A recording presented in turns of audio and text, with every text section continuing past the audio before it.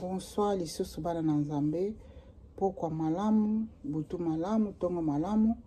Ça dépend place beaucoup zokazo kolanda ngai. Ezali troisième vidéo nazali kosala na mukona lelo. Nzamba bule, nzambe na mavula nyoso. Nzambe dans l'univers abatela bino, abomba bino, asala bino malamu. Boye malamu soki ezali mbala liboso na kati na oisika nazali mwana musana tata Nzambe na komba mamela Nathalie na sala ka musana Nzambe na nzela na YouTube tikete Nzambe mokena likolo na se abatela bino, abomba bino, asala bino bolamu. Lelo na yoko sa susu video mususu na ngonga oyo lelo tozali le 11 août 2024. Na telemaka leo tata Nzambe pesa nga explication pour na makambo lakisa nga pote na partager na bino. Ezali pasi pe mawa mingi mais Nzambe moko ebele pourquoi. Nazo fungola parenthèse avant na kota na kati na message oyo. Na mokili o ndenge Nzambe akelaki biloko nyonso to toza na monde physique obiso zali ko vivre puis toza na monde invisible ezali monde invisible abenga kango visible parce que ezali monde spirituel. Biso nyonso to na kati na mokili oyo tozali milimo après kokufa tozongaka na milimo na eta oyo Nzambe avatinda biso na mokili kolata nzoto boy tozongaka na eta ya molimo. Na kota na message na ngai message oyo ezali pona bato bakufa. Bato bakufa kate bandeko na nga nde toza na sena moi oyo moto akufaka te eloko okufaka nzoto physique na biso ekufaka mais âme ya moto esprit ya moto continuaka ko vivre éternité à l'éternité. Pourquoi vivre et continuer à vivre à l'éternité parce que Nzambe azali akufaka te biso pe ba o tozali bana na ye milimo na biso ba âme na biso ekufaka te après nzoto oyo bo moto oyo toko vivaka éternité à l'éternité. Tokufaka te nzoto ekufaka me biso bato tokufaka te nzoto oyo ezongaka na mabele yango nde ekufaka mais na réalité na kati na moto c'est l'esprit. En réalité na kati na biso bato ezali molimo nzoto na biso oyo ya bomoto nzoto na biso oyo parce que ekufaka ezonga na mabele parce que eutaki na mabele ndenge Nzambe akelaki yango na eta eutaki na mabele pamba te toza eta solide ndenge toza botoza na eta solide lelo tokokufa molimo na biso âme na biso kobima ekufaka te pe molimo na biso na âme na biso ezali kaka ndenge bozomona ngai bosoki molimo na ngai bokomona pe esprit na ngai kaka ndenge nga nazali boye. Eleki ba ne ebele le nazalaki na mboka Congo nazalaki na classe biso no totangaki ba classe nazalaki na 6e commercial natangaki naebite soki bato wana ba collègue nanga bafezala bazali bolanda message oh très bien boko comprendre pourquoi na bandi na kotanga komba ba collègue nangai. Natangaki ane na ngai ya 6e pour na sala examen d'état natangaki na collège natangaki na école privée moko banda ko benga ngo na tawana a Kenaton ezalaki a Kenaton ezalaki pina na Bambinière na côté ya Lingwala biso na Kenaton en face école belge école française sur école belge biso aki na France na face wana na Gombe melelo o ezala société na Kinshasa wana ezalaki batana biso banda otanga ba classe totangaki na kati na classe na biso wana tozalaki l'école pouvait bana otanga basi na mibali nakende nango mukuse collègue na ngai moko ya mwasi na kombo ya Dina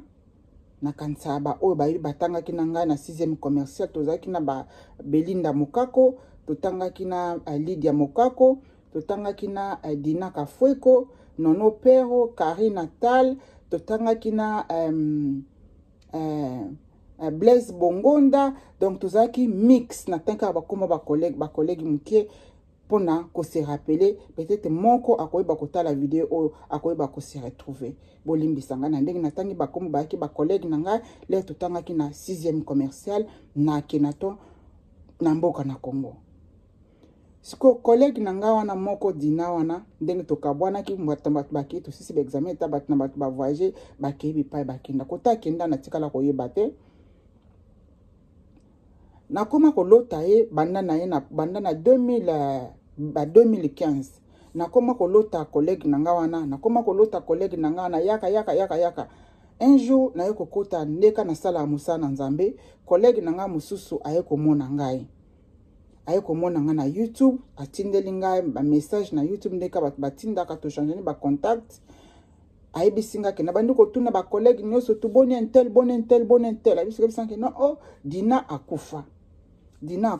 wapi akufa na États-Unis. Ok, Dina akufa ya Dina konga bimi nalotaka Dina mingi nalotaka mingi tile lo nazoloba na bino collègue nanga wana Karine Natal toyoko se retrouver na na nzela kande nozo sala na YouTube na kasba 2017 bien ba 2018 soki na bosanité. Mais ti lelo onga nazoloba na bino toza na 2024 botala kaka écart soki ya ba 2015-14 ona banda kolota collègue nanga wana Dina. Mais kota kenda nga na tikala koyeba te nde biso no to kabwana. Le na yo kozwa contact na camarade na ngai Atal aza na mboka na Espagne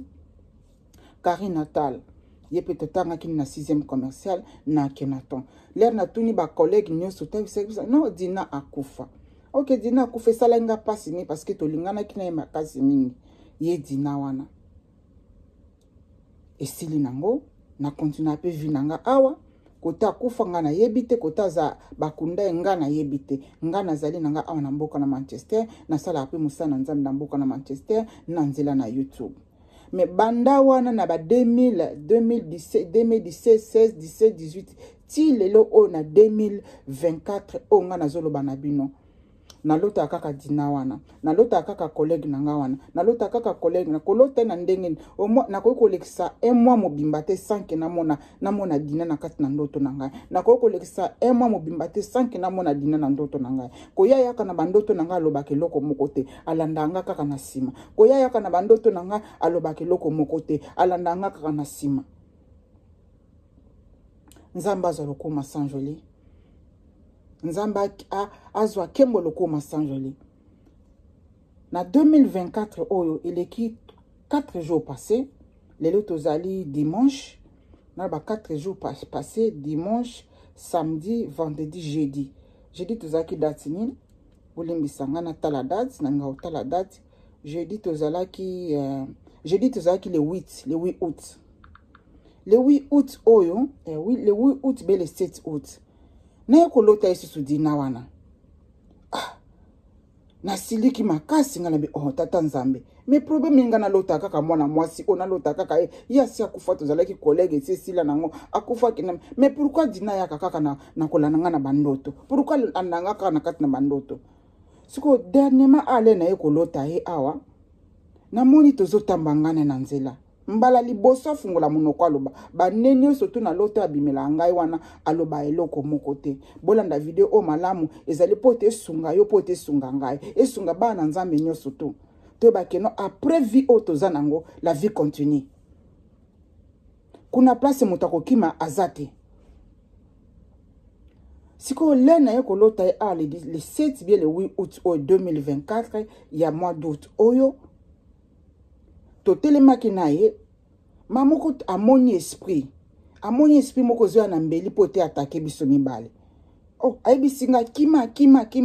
nga pe siko lera zo yibisanga na kima bi mutu moko aza na mbeli alinga attaquer biso siko misu na nga pe ya molimo efungwami kuna na kati na esprit saint esprit sunga bino pote boyeba ko comprendre révélation oyo siko lera zo yibisanga kima mutu moko molimo moko ezala na mbeli elingi attaquer biso mba moko na kati kuna pe misu nanga molimo efungwami na moni pe molimo ngo oyo azali kolakisanga keno ayaki pena na mbeli mba moko babundi na ye abisinga na kima nga pe na moni molimo ngo ezalaki wana yaki na mbeli po ete atake biso mibale na kimi kosilisa nga na kimi na kei ye atikali kobunda na esprit wana lera bondi na esprit wana do eza bitumba moko po soki neti boy na moi boy na nzoto physique ekokomi mata 2 heures dita bato bazobunda mais na kati na molimo biloko nuto lekana na vitesse pe lekana na rapidité donc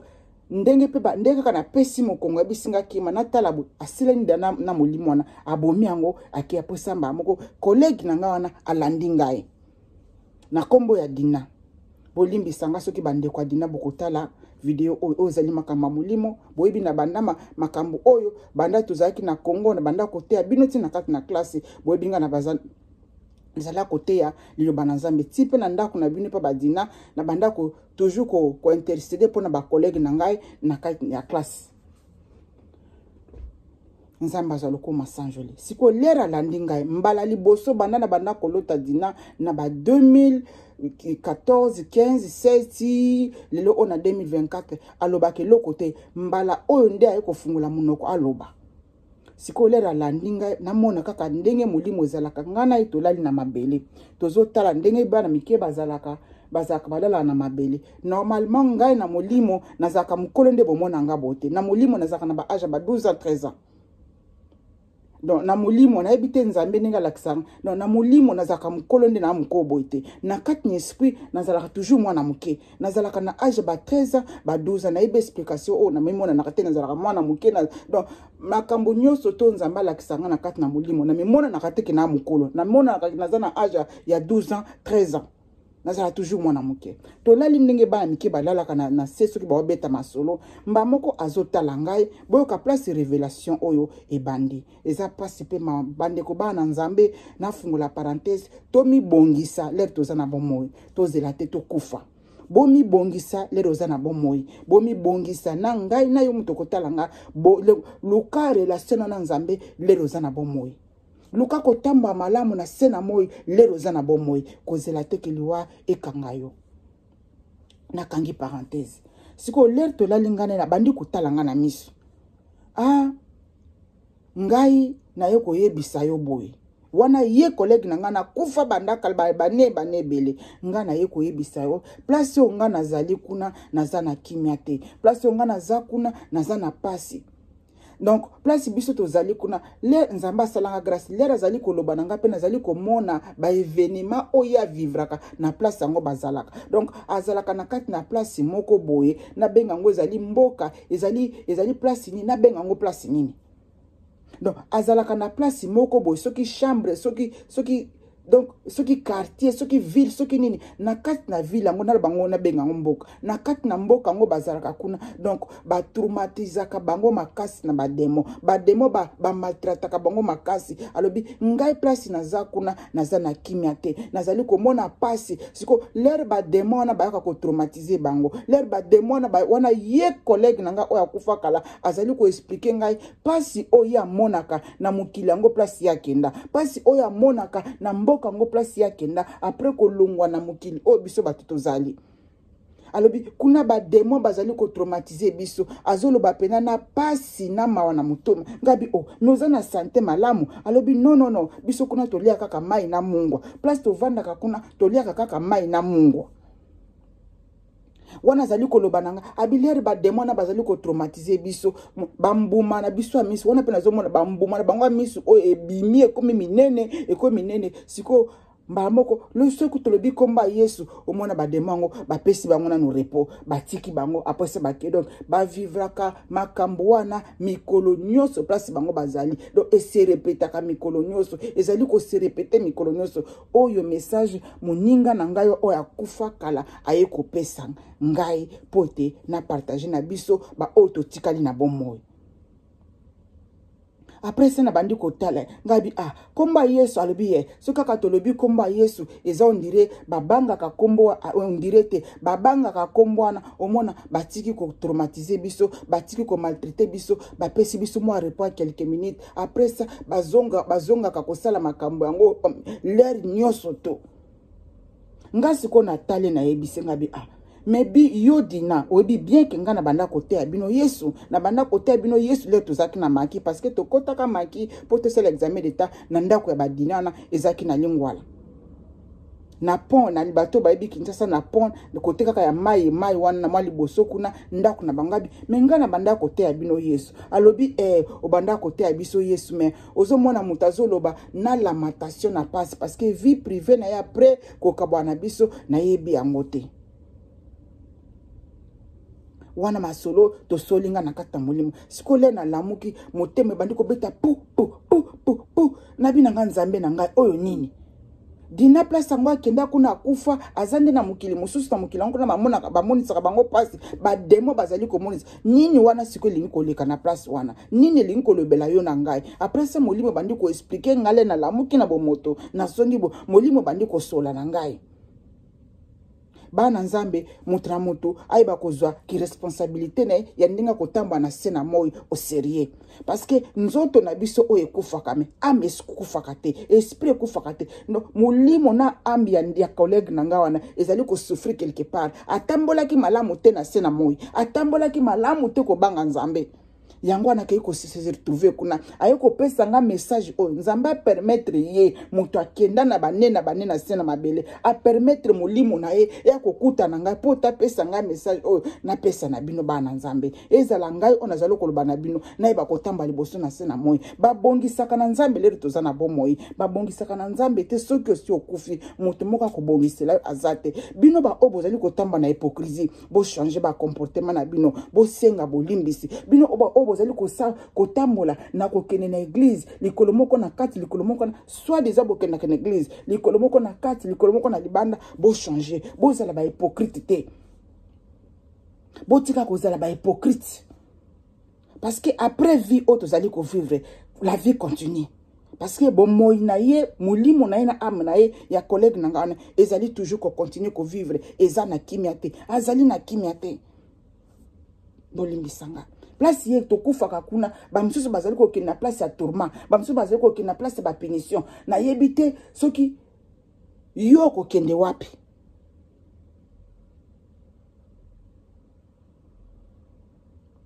o ezali message o ezali révélation pona ngana yo nazo continuer toujours kaka na kozonga liso ko ba ko partager na bio nazo na komi penda ko lota kaka batu bakufa bazo ko pesa nga ba message batu bakufa ba ko pesa nga ba message molimo ye ko lakisa ke non mutu akufa kana nzoto éternel Dieu soit loué mutu akufa kana nzoto mais esprit ya mutu akufa kate la vie continue après cette vie bomo ya mutu ya molimo ya mutu bomo ya âme ya mutu ça continue après la mort après ko kufa ngana bengi yango to kufa kate nzoto kufa kame mutu oya za réel na kati na biso parce que en réalité dans l'homme c'est l'esprit molimo na yoko continuer et okende ko vanda na place nini tala mutu akenda kala ayoko pesa nga message o nzamba permettre ye akokusula na ngai ngai na mvuka ka ba morte ngai na priya ka ba morte na priya ka nzamba kela likolo na se nzamba sale la ka ngai ngolu na ndenge ngosela nga ngolu na ye wezala ki bolam na tata nzambe mutu nyoso kozwa video o yeba na ko partager yango esunga bana nzambe oyo zali ko tamba malamu tena liboso na nzambe bongisa pote amne que nous souffrir na place à tourmenter collègue na ngawana molimo na ye eza na place à tourment ba demo bakenda ko beta bango ba demo bakenda ko maltraiter bango le bazali ko beta bango ko maltraiter abi mbuma miso zo na moni pe mbuma miso donc mbuma miso vimbi comme tala mine de quoi matonge bazwa ka repoler ba komaka balobaka komba Yesu kabi me Yesu yo zolo ba Yesu mengana tangi na te akabino Yesu soki atambolaki ndenge nini nga na yebite o ezali ngolu nzamba salaki ngai poten alakisanga makambo oyo nakabwa na bino bana na ye mutu na mutu oyo bakotambola bongisa na nzambe kolinga te kokufa mutu akosa yo te kolinga te kokufa okende kosutuka na place moko o na yokaki message te tozali kobeta toujours likelelo na onu tu nzamba azali korevele biso po ete sunga bana na nzambe ezali bolamu mpo na corps du Christ bo partager message o mwana na nzambe nyonso ozala pasteur ozala prophète ozala apôtre ozala mundimi ozala mutu ovanda kosambelaka te biso nyonso tuto bakobongisa parce que le liwe yaka esonaka porte ya mutu nyonso to biso no tokokufa ezala ngana zoloba na bino na kokufa to ba kobongisa yo bongisa nzana na nzambe le ozana bomoy to comme ngai pe na bongisa nzana na ngana nzambe le na zana bomoy ozala ki bulam na tata nzambe tikete molio mo santo a faire comprendre bino makambo oyo révélation ya munene boy nzoka te batebele bozokende kokunda na ba fleur na ba honneur bazali quelque part bazo souffrir batebele bazotika mokili oyo bazali kokende na scène mabele kuna bazali kokende ko continuer na vie ya pasi nazana ba message le bisusu na kosala message mususu nzamba zalo ko masanjoli